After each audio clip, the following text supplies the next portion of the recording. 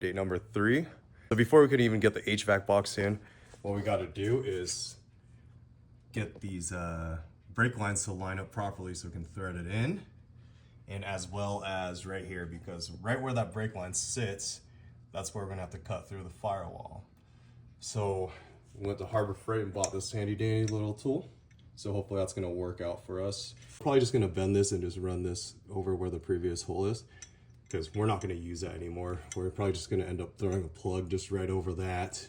We'll be just cut out where that line's sitting, like smack dab in the middle of that.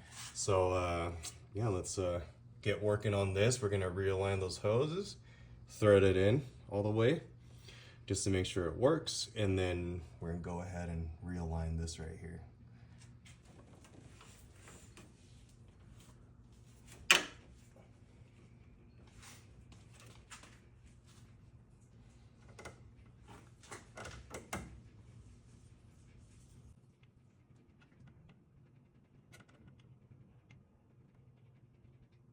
Okay, got one to thread in. This one right here is a bit challenging because it was sitting a little shorter, so we had to pull it up, and now it's at a weird angle, so let's try to get it to line up. I'm not sure if you can see that from that far away. Let's see. I was trying to do this outside of the engine bay and it was very difficult. So far that first one that went in was way quicker than I thought. So I guess you just got to get close and personal with these.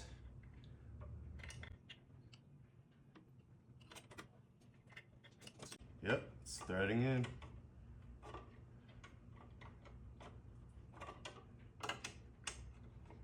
Okay. Let's go ahead and try to get the other two on the other side. So I think I forgot to mention that, so this car right here was an Impreza L base model, and it came with, it had no ABS over here. So meaning this right here is actually supposed to be the 15/16 brake master cylinder. What I did was I found an older Legacy, I think it was like a 1991, and it had a 1-inch master cylinder that has a 4-port. I mean, ideally you would get this one from the SVX, but with the age of the car, it's impossible to find the 1/16 that has a 4-port. But we managed to find this one, and this is actually really just a test. What we're doing is we're using a WRX brake booster, and it is matched up with the Legacy 4-port master cylinder. So we're gonna try to make this thing work and see if braking's better. So the thing about this car, ever since I bought it, the brakes were always crappy, like even with the stock brakes. And I threw on these 4 pots from a 2006 WRX, and honestly, the braking was just garbage. It was so bad to the point where when you're pressing on the pedal, it'd be about, I'd say about 1/3 of the way down, then it'll start catching. So hopefully running this setup will change that. If not, worst case scenario, we'll go back to the stock one right here with the 15/16 4-port. But yeah, I'm gonna throw you guys back on the tripod. Let's go ahead and try to get these other two to thread in. You see how they're kind of like at a different angle, so it's a little bit challenging, but we'll get it. And did I tell you that it is really, really hot out here? I'm dying of heat. Let's go ahead and get these fuel lines kind of out of the way so we have a little bit of more room to work with.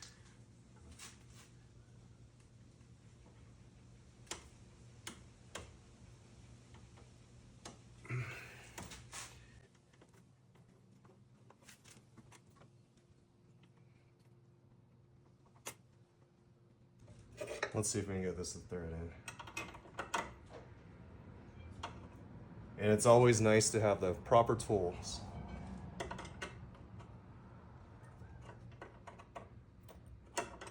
Okay. That one's threaded in. Now the other one is going to be challenging due to the angle and how tight it is right there. So let's see.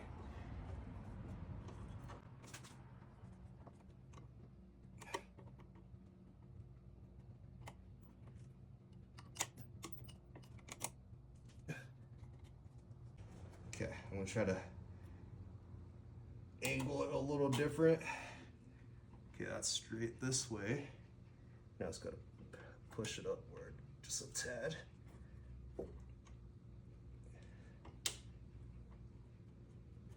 There you go, baby. All right, so now that we got all those threaded in, I didn't thread in all the way, but we got it to the point where we can thread it all the way in if we needed to. We're gonna go ahead and walk away from this because we don't really need to do that quite yet, just in case we gotta remove it later. We're gonna go ahead and, let's see, can you guys even see that part? Okay. So now what we're gonna do, guys, is we're gonna go ahead and try to reroute this brake line. We're gonna go out just a little bit wider. You see how it's bending right here?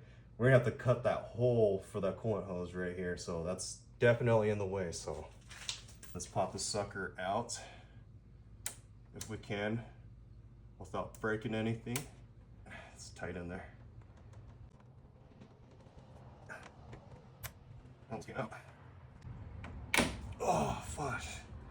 Didn't break anything, but smashed my finger. So the quarter inch goes in that way, and if we, let's see.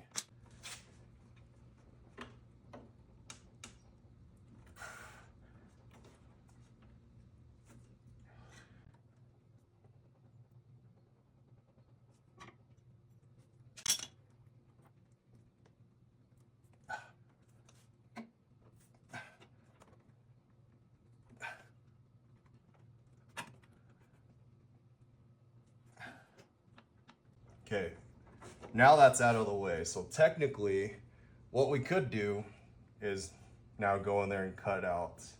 I have a little piece of tape that I'm using as a stencil. What we can do now is just go in there. I'm gonna wait until next video to get that done. But yeah, we got it to this point, so I'm really proud of myself right now. All right, guys, so what's awesome is we are a step closer to getting the WRX swap in. But yeah, so what we did was we went in and got these hoses right here to line up to this 4-port, and we were able to thread them in, so they're now good to go. We had to manipulate the lines a little bit just because this setup is a little different. So now it's in there, and next step really is to, once we get to the point where we can start bleeding the brakes, we'll tighten all these up all the way, and then we'll bleed the brakes. But that's gonna be probably far away from now, just because we have a bunch of other little things we gotta do. I think the next step is, once we get all these cut out, all we gotta do is get the dash bar itself. We're gonna have to widen the holes so that way we're gonna have to get the dash bar from the GD chassis, and then we're gonna have to widen all the holes and then make it fit this car. So yeah, thank you for watching, guys, and we'll see you on the next one.